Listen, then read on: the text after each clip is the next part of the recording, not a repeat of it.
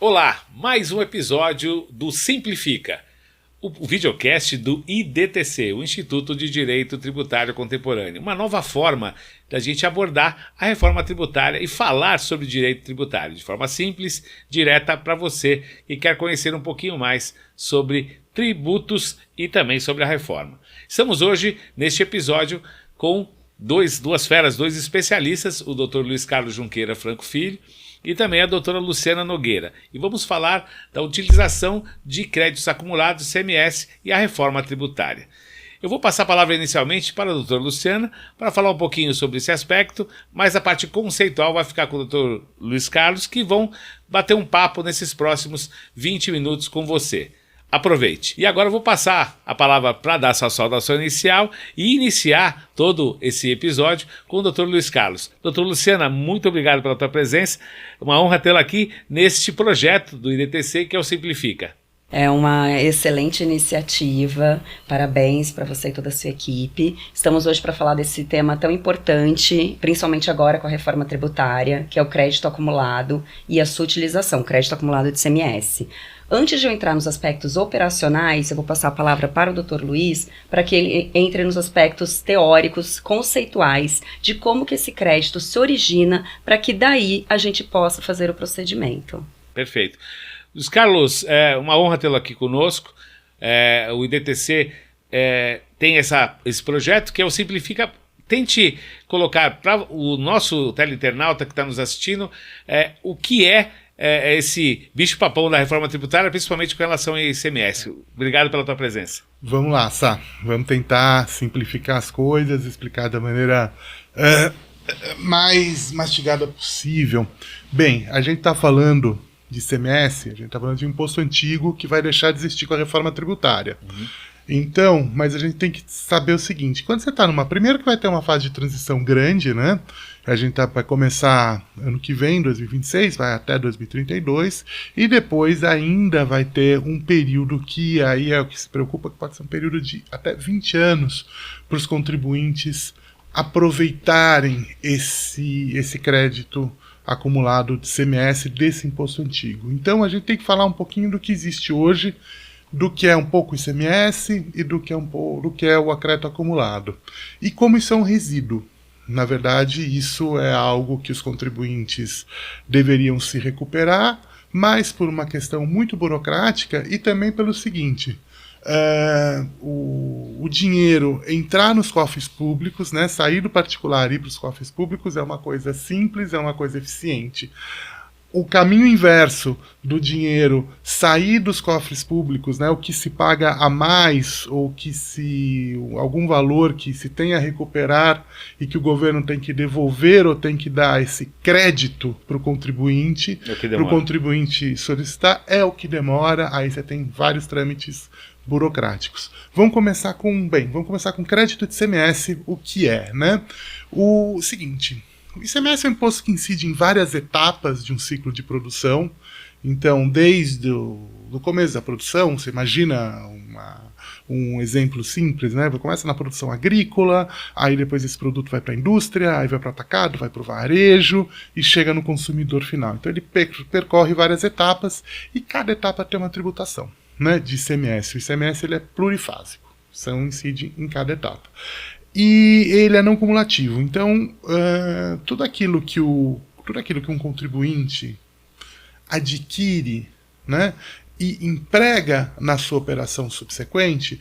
Então, por exemplo, vamos pegar o atacadista. O atacadista compra alguma coisa da indústria e vende para o varejista. Então, quando ele compra, ele já compra com imposto embutido no preço. Aquilo é um crédito. E aí, depois, ele compensa esse crédito com o débito de ICMS. Esse crédito, e aí vamos entrar com um pouco de conceito, esse crédito é chamado escritural. Por quê?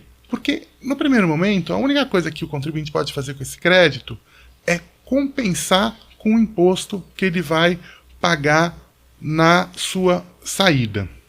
Então, ele compra, vamos supor, ele compra uma mercadoria, botando o exemplo da atacadista de novo, né? Ele compra da indústria por 100, vende por 200, então quando ele vai vender por 200, ele vai pagar vamos pegar 18%, vai pagar R$36. E quando ele comprou por 100, tinha R$18. Então ele vai fazer a compensação. Ele vai pegar esses 36, vai bater os 18, e isso é o beabá da não cumulatividade, o beabá da compensação de créditos. Agora, você pode ter duas situações em que que o contribuinte ele não vai poder fazer frente a esse crédito. Uma situação vem de, por exemplo, sazonalidade, né? Vamos supor um cara que fabrica ovo de Páscoa, né? Ele compra leite, compra cacau, uma determinada época do ano, e ele só vai vender na Páscoa, né? Ou um pouco antes e tudo mais. Então ele vai comprando aquilo, vai lançando crédito. Então vários meses ele vai ter aquele crédito, ele vai passando para o mês seguinte, Aí quando tem a época da Páscoa, né, que ele vai vender, né, para as lojas, aí esse contribuinte consegue pagar. Então, nos meses, enquanto ele não consegue gerar débito, né, ou por a questão da sazonalidade, ele vai acumulando, vai gerando esses saldos credores, né? Mas, de certa forma, com a sazonalidade, demora um pouco, mas aproveita esse crédito. Agora, você tem situações em que um contribuinte ele gera crédito e ele não consegue passar esse crédito para frente no ciclo normal da operação dele. São algumas situações, por exemplo, exportadora, né? Então, o que acontece? As exportações são desoneradas e gera direito ao aproveitamento de crédito. Então, essa pessoa que vai exportar, tudo aquilo que ele compra, né, com ICMS, tem lá o valor do imposto embutido no preço, ele gera um crédito, a exportação ela é desonerada dentro de um princípio que você não exporta tributo. Então ela fica com aquilo. Então esse cara ele vai só acumular crédito. Uma outra situação, a gente tem diferenças de alíquotas, né? Então, por exemplo, esse contribuinte aí ele não exporta, mas ele vende, principalmente, ele compra muito dentro do estado, com alíquotas mais altas, 18%, por exemplo, aqui em São Paulo, e vende muito para outros estados. E as alíquotas das operações interestaduais são menores, 7, 12 e 4. Então, a não ser que esse cara tenha uma margem muito grande, ele vai comprar com imposto maior, vender com imposto menor, resultado, vai acumular saldo credor. E a outra coisa é um benefício não igual da exportação, mas um benefício de isenção, alguma desoneração, que permita ele manter o crédito. Então também ele vai ficar com crédito de ICMS. Esse crédito sendo estrutural, ele não pode fazer nada além de compensar, né? Só que em relação na Constituição, a Constituição autoriza que em relação às exportações, a Constituição autoriza que esse crédito que seja escritural, ele vire um crédito patrimonial. Crédito patrimonial, o que é? É um direito que você tem de recuperar mesmo. E a lei complementar prevê que os estados também podem determinar outras hipóteses em que esse crédito, esse resíduo, que é escritural, ele vire patrimonial. Então, isso tem todo um trâmite burocrático, deveria ser mais simples, mas não é, para justamente você transformar esse crédito, que é simplesmente um redutor de imposto, para um crédito patrimonial. E agora eu entro justamente na pessoa que é craque nesses trâmites, de fazer essa apropriação do crédito, que é a Luciana.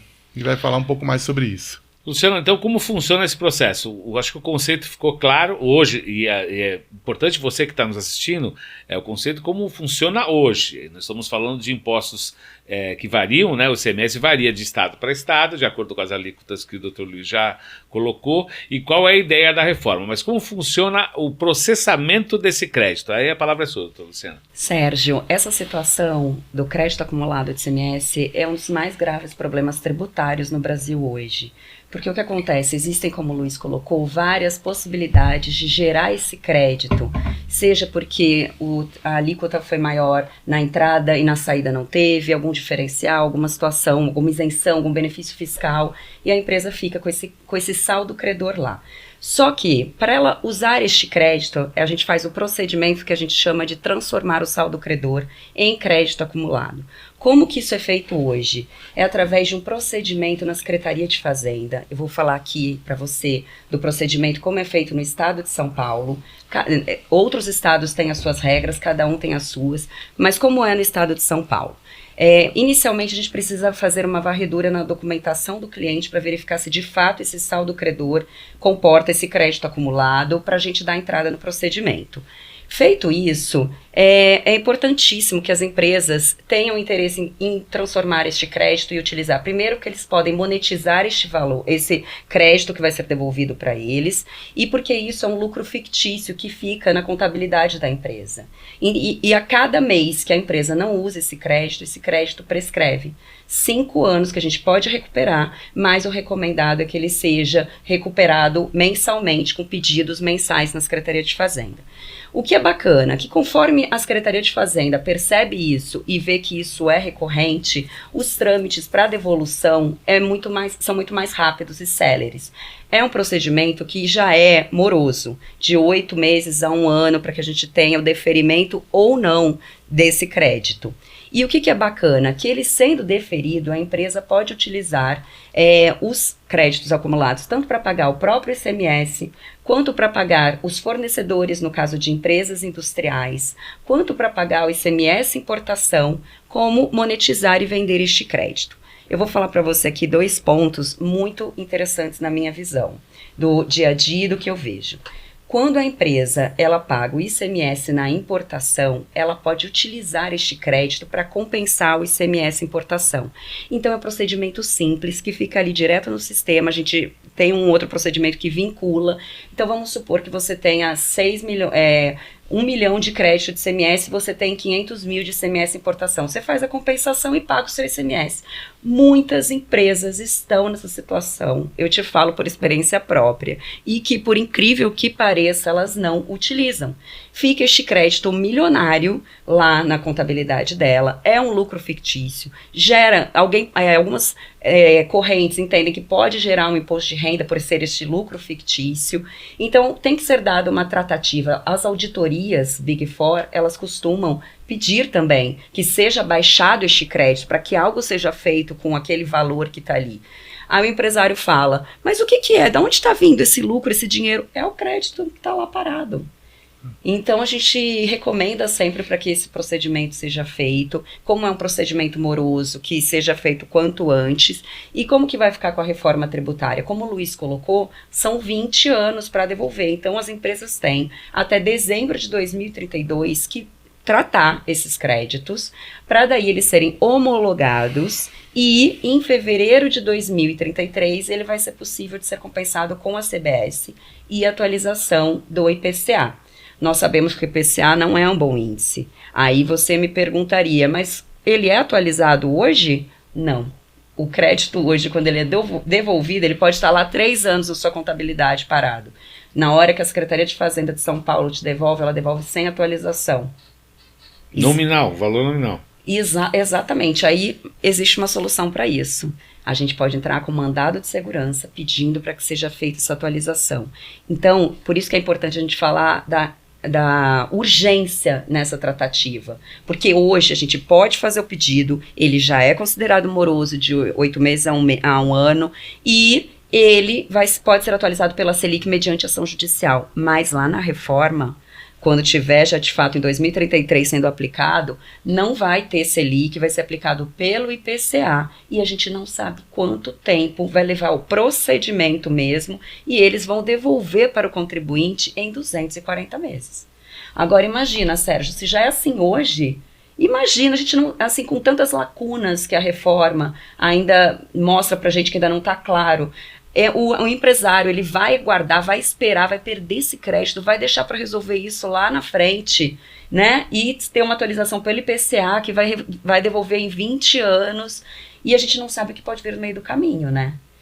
Mas o que você está me dizendo, e para quem nos assiste, Luciana, que todo esse processamento hoje, apesar dele ser moroso, apesar dele ter dificuldades, né, administrativas / operacionais do ponto de vista, né, dos órgãos de controle e de fiscalização, com a facilitação, ou seja, com a criação do IBS e o CBS, os dois impostos, você vai ter mais complicação para receber esse crédito, é isso? Exatamente, são 240 meses, o que equivale a 20 anos que esse crédito vai ficar parado lá, e quando for atualizado, vai ser atualizado pelo IPCA. Então, assim, não é bom. Então, a recomendação para as empresas Qual hoje... a solução? Essa é a pergunta. É, a solução é as empresas resolverem isso hoje, chegarem lá em dezembro de 2032 com tudo já homologado, tudo certinho no modelo antigo, para poder ser mais celere essa devolução, essa utilização. Então, o que você está me dizendo é que deve haver um levante por parte das empresas, dos principais contribuintes, né, do imposto, para que após essa transição, né, até 2032, seja feito um sistema diferente, é isso? Vai ter que haver um lobby, então, para que haja uma alteração legislativa importante, é isso?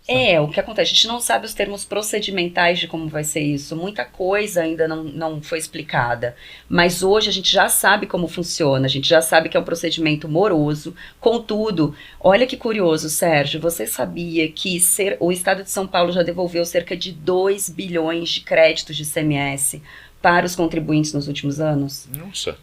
Tem muito crédito aí, e o interessante é que a Fazenda devolve. É possível, sim, é legal, como o Luiz falou, está tudo previsto, e as empresas têm esse direito. Acontece que, talvez até por outras demandas que elas tenham, elas não dão importância para este crédito, e por isso que ele é um dos mais graves. Eu vou passar a palavra para o Luiz. Luiz, eu pontuei sobre essa questão com a criação dos dois impostos, ou seja, da redução, né, do ICMS não ser mais estadual, ou seja, criar todo um mecanismo que facilitaria, mas na hora dessa compensação há um prejuízo danado, é isso? É praticamente uma moratória, né? Porque o que acontece? A gente faz o cronograma da reforma tributária, só que a gente espera o seguinte, quer dizer, quando você paga um tributo, você tem todo um cronograma de fiscalização, apuração. Então, por exemplo, agora só mudando um pouquinho, né, o PIS/COFINS vai deixar de existir em 2028, né, se não me engano, 2027, 2028. 2027. Mas você tem, 2027, perdão, mas você tem 5 anos, o fisco tem 5 anos para cobrar. Então você tem ainda 5 anos de que os tributos vão ter que ser mantidos, vão ter que ser controlados. ICMS idem. Então não é que assim vai virar a chave e os impostos vão deixar de existir. As contingências vão continuar.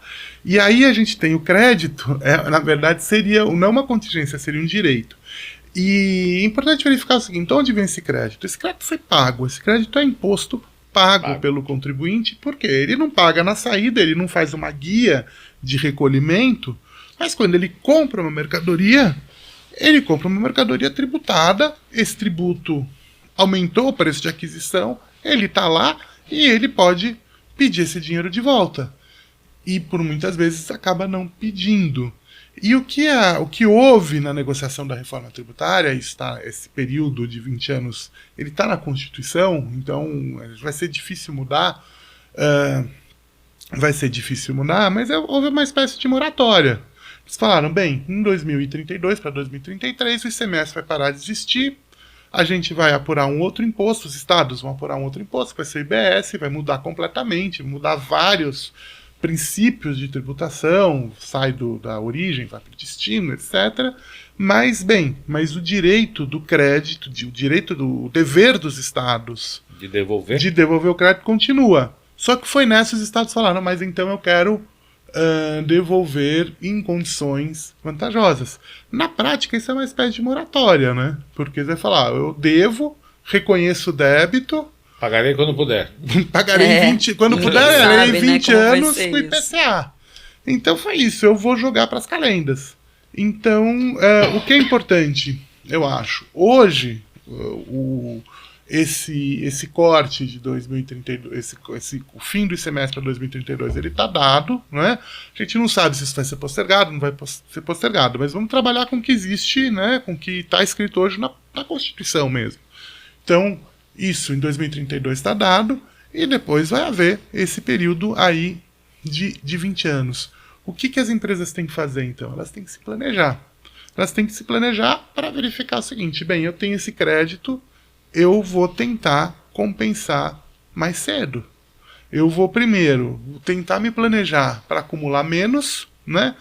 Então, aí é muito caso a caso, isso tem que ser analisado toda a atividade da empresa, a cadeia de fornecimento, os clientes e tudo mais. E eu não vou postergar os meus pedidos de aprovação, os meus pedidos de utilização. Por quê? Porque se você vai postergando isso, você vai chegar em 32 com um caminhão de créditos, e aí 20 anos com uma taxa de atualização que é menor do que a Selic, né? Muito bem. Luciana, esse processamento, agora eu sou um dono de uma empresa, e eu tenho essa operação com vários estados, eu tenho créditos a receber e tenho acumulado, eu tenho um departamento que coordena tudo isso. Como funciona para eu conseguir acelerar esse, porque o que vai acontecer é uma corrida, né, do Tesouro, para todo mundo conseguir compensar tudo isso, ou seja, receber tudo isso antes de valer a regra. Exato. Como bem disse você que nos assiste, a regra que está hoje instituída na reforma tributária vai ser que a partir de 2033 você vai ter crédito e vai ter que esperar um longo prazo de 20 anos para poder receber isso, por um índice que vai dar uma corrosão no teu capital, ou seja, naquilo que você tem que, no teu crédito, de forma importante. Então, me fala como funciona isso, para o que eu, como empresário hoje, faço assim, o que eu preciso fazer para conseguir recuperar, mesmo com esses processos, o mais rápido possível o meu crédito. Perfeito, Sérgio. Como o Luiz colocou, é muito importante que o primeiro passo é fazer o planejamento, a gente entender este acúmulo de crédito. Existem também regimes especiais que tratam dessa situação.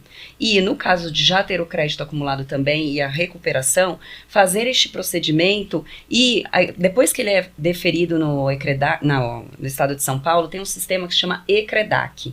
Lá é como uma conta corrente onde vai ficar esse valor que a Fazenda devolve, lembrando, sem a Selic, e que lá ela vai poder fazer a destinação, seja para pagar, como eu disse, para um fornecedor, seja para pagar o ICMS dela, seja para, por exemplo, monetizar este crédito, vendendo no mercado para uma outra empresa que precise. Então, isso é muito atrativo, Sérgio. Hoje, os créditos de ICMS, eles são muito bem vistos no mercado. Tem muita gente procurando. Você não tem noção. Uma moeda. Sérgio, você não tem noção. Um grupo de WhatsApp, quanta gente. Quem tem crédito acumulado de ICMS, as empresas querem para pagar dívida. Por quê? Uma empresa que tem uma dívida de 1 milhão, que ela compre um ECREDAC, que ela compre este crédito, que a gente chama de ECREDAC, de uma empresa que tem esse crédito, que fez esse pedido, ela vai pagar 1 milhão, mas ela vai pagar com deságio. Então ela paga com deságio, depende, né, tem as negociações comerciais nessa situação. É importante lembrar, Sérgio, que para essa transferência também tem um período, um prazo para que seja aceito pelo fisco. Então, lembrando, a gente tem ali um ano de procedimento para pedir este crédito, aí ele é aceito, aí fica aquela negociação, quem quer vender, quem vai usar com o fornecedor, o que vai fazer, decidiu vender, tem toda uma tratativa comercial até que você entra com o pedido na Cefaz e pode levar até 8 meses. Eu tenho clientes que demoraram 8 meses para recuperar nessa venda, já o cliente querendo comprar. Mas como você falou, é um ativo. Então, assim, como que as empresas deixam? Eu conheço empresas que deixam milhões parados. E ali, cada mês prescrevendo, né? Então, isso tem que ser resolvido, como o Luiz colocou, é importantíssimo fazer esse planejamento, resolver a questão do acúmulo de crédito, resolver o procedimento para recuperar, decidir internamente qual vai ser a tratativa, se vai conseguir usar, se vai pagar fornecedor na situação de indústria, se vai vender. Muitas empresas querendo e poucas empresas e poucos créditos na mesa, porque quando aparece, Sérgio, você não tem noção. Em 1 mês você já não acha mais, já acabou, já vendeu, é muito atrativo. Então esqueçam, você que nos assiste, esqueçam 2033. Ou seja, quando for mudar, você já sabe como vai ser uma regra, vai ser desvantajosa. Então o foco nos próximos anos é que você utilize todos os seus esforços para poder organizar o teu sistema de apuração de créditos tributários nas suas operações, resgatá-los junto à Secretaria da Fazenda, ou seja, junto aos sistemas, e obviamente comercializar isso da melhor forma possível para que você consiga recuperar esse que é um grande ativo, na verdade, recuperar o seu dinheiro já pago por imposto. Luiz, diga. Acho que por fim, uma coisa importante, quer dizer, por que também muitas pessoas ainda não estão se posicionando para isso? Acho que um dos pontos é que existe no passado, eu não sei exatamente como tem ainda, mas existe no passado venda de crédito podre ou venda de... Existem fraudes envolvendo créditos. Então, na verdade, a empresa fabrica um crédito e vende esse crédito com deságio, e quem compra, na hora de utilizar, vai verificar que esse crédito não tem lastro. Então, o que é importante muito é esse crédito tem que ser auditado. O procedimento... Certificar de que realmente ele existe. Exato. O procedimento, ele é burocrático.